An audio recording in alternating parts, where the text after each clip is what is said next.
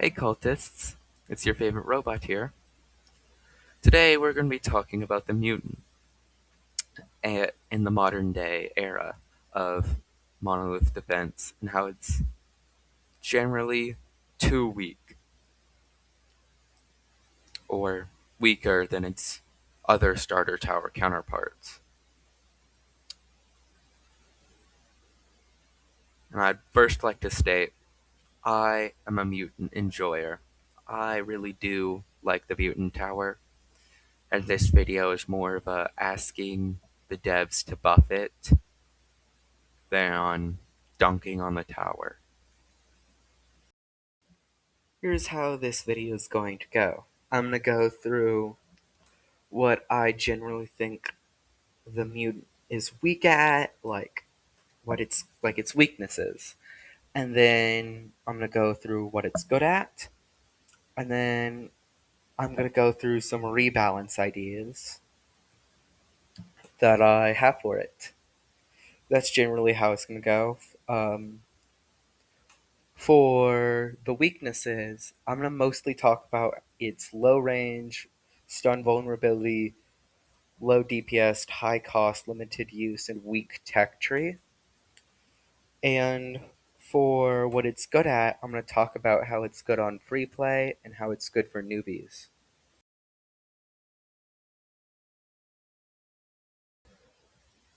One of the biggest problems the Mutant Tower has is its range. Now, of course, this seems quite obvious for a for a melee tower, but it lies a bit deeper. Because stunnage in this game is very common. It's not exclusive to bosses. And that's why having a large range and having support towers to increase range is so critical. But the mutant has an incredibly low natural range and no stun immunity or resistance to stun, which means when it gets stunned, it just doesn't exist anymore. It's not like the cadet where you can just overwhelm it and just not care about stun because you have so many, or sniper where you can place it outside of the stunnage range. It's it just it's just gonna get stunned and you can't do anything. And when it gets stunned, a whole horde of enemies could walk right past it. It's too expensive early game for you to divest your resources easily, even at Ascension 3 and fully maxed out with every tech tree at level 260. And so that's a really big problem for it.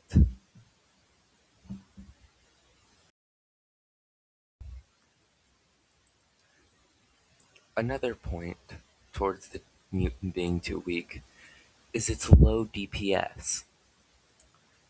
If you have two Ascension 3 towers, a 50 cal and a mutant, and let's say they're both maxed out, okay? So slightly more towards the mutant. The mutant, if you spend about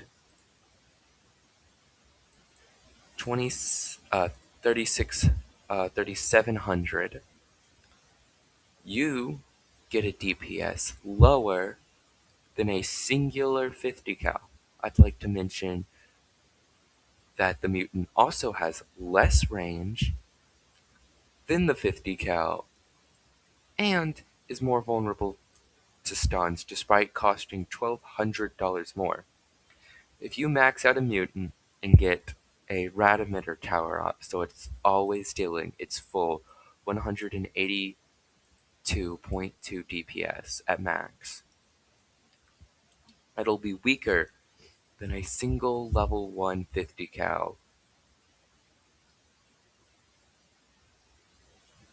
which is by 1200, which is so ridiculous. I mean,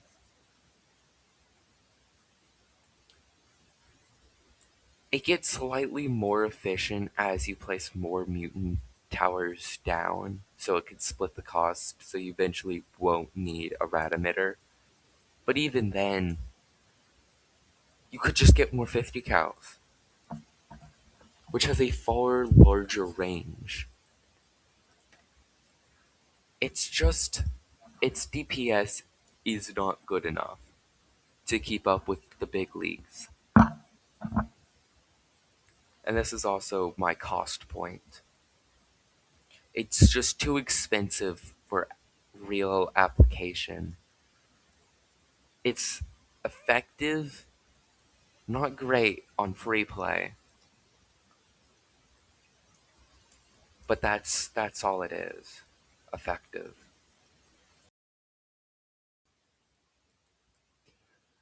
The next biggest weakness the mutant tower has is its weak tech tree.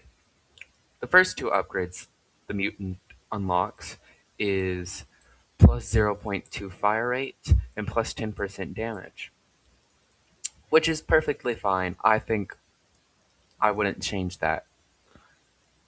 But Rad Overload does 20% more damage to targets inflicted with radiation. Now this is good if you already have like a level 3 mutant up, which is the lowest level that can inflict rads, or you have something like a rad emitter or an acid spray or something that does inflict radiation, even a chemical grenade. Is it just a flat 20% damage boost?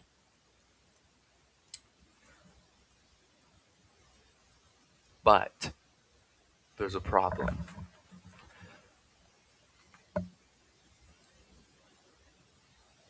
You see,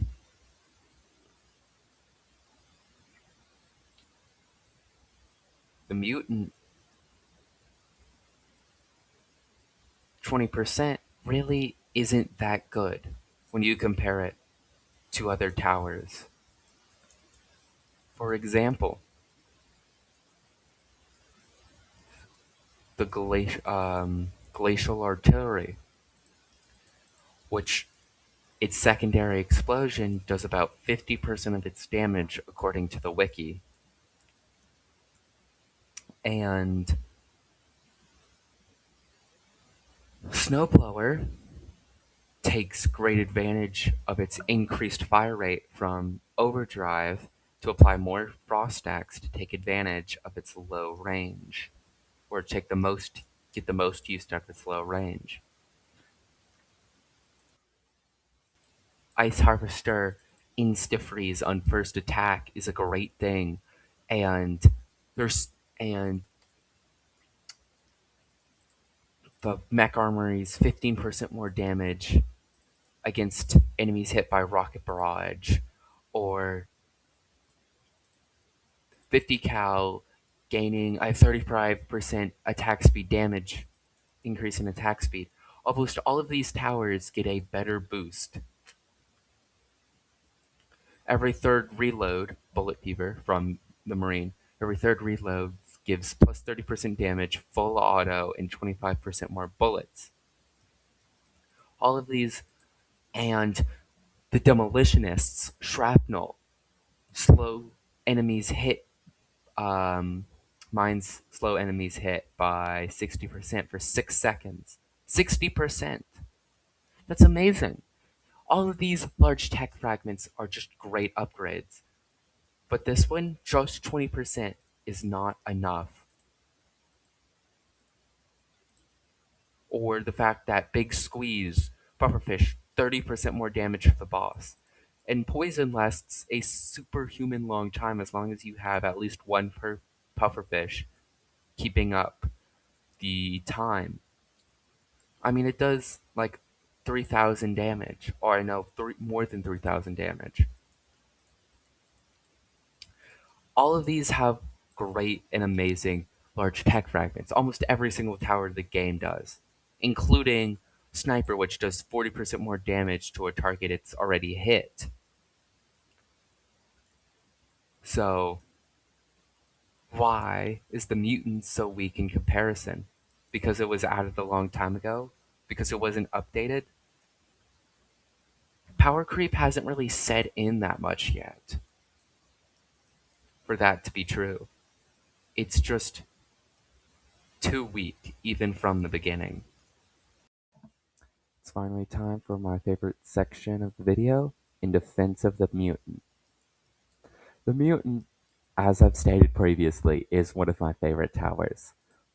I got it pretty early on to my career, and I really enjoy using it.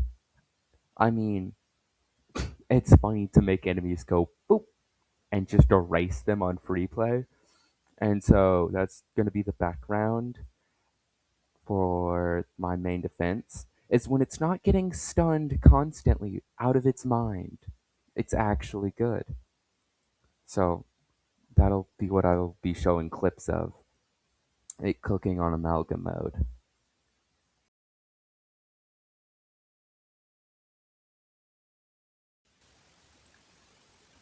The mutant is actually a pretty good tower, as I've repeated before, despite me dunking on it so much in this video. I am a big old enjoyer of it.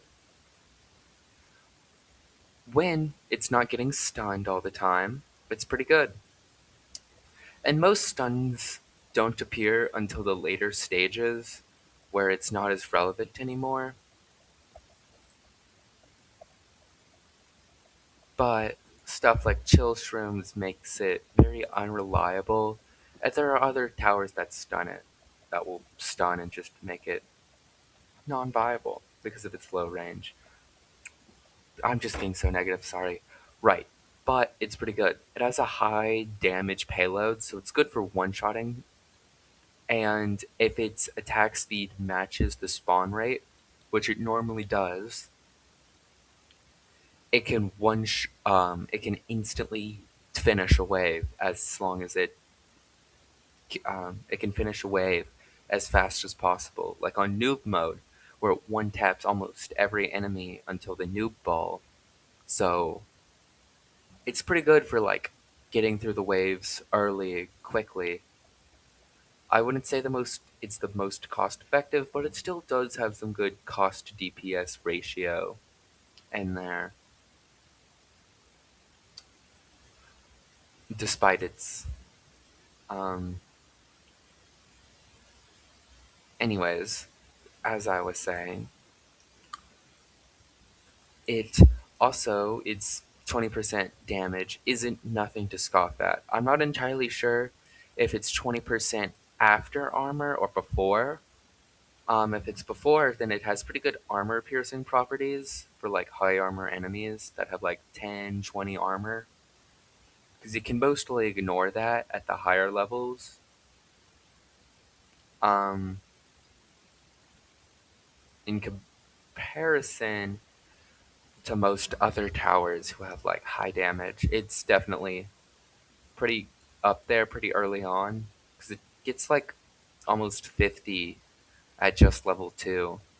And at level 3, it can like, I think, get over 100 in the payload. So I consider it good in free to play.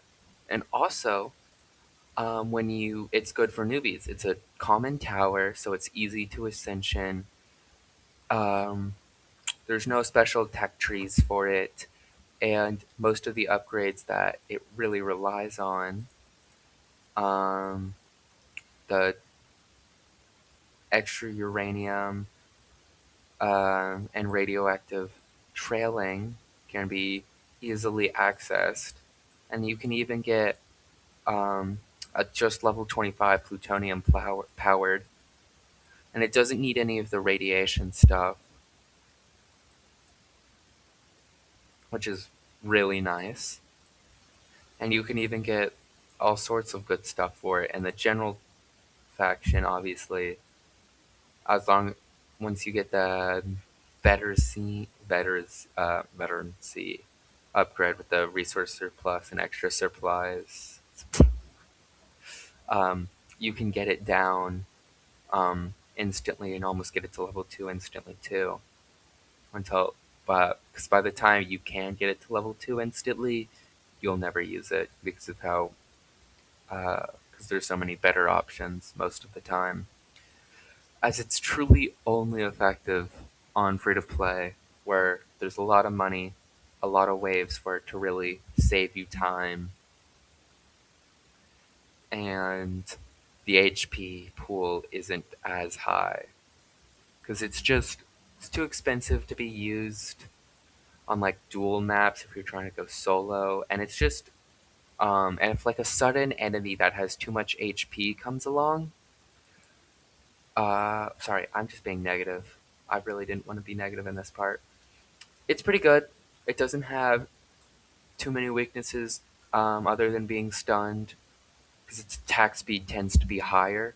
So even if a high HP enemy comes along, it'll eventually be able to start getting insta kills down again. So I don't want to dunk on it too much more. I think it's just a good-ish tower, just not up to date and not for advanced players.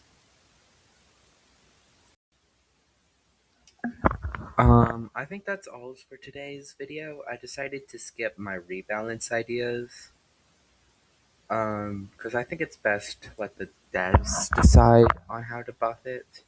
If y'all really want, like, give me like 10 or so different people requesting the mutant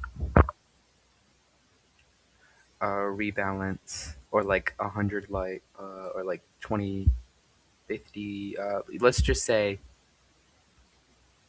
35 likes or 10 comments of a different person requesting the mutant rebalance ideas I have. I'll do a video on that. Um, Otherwise, I don't think I'll actually go through with those ideas. Anyways, I really appreciate you watching and listening to this video, going the whole way through. Because man, making content takes so much more effort than I thought. Um, appreciate it a lot more than you know. And stay safe, stay happy, and good luck, folks. Signing off, your favorite robot. Bye, cultists.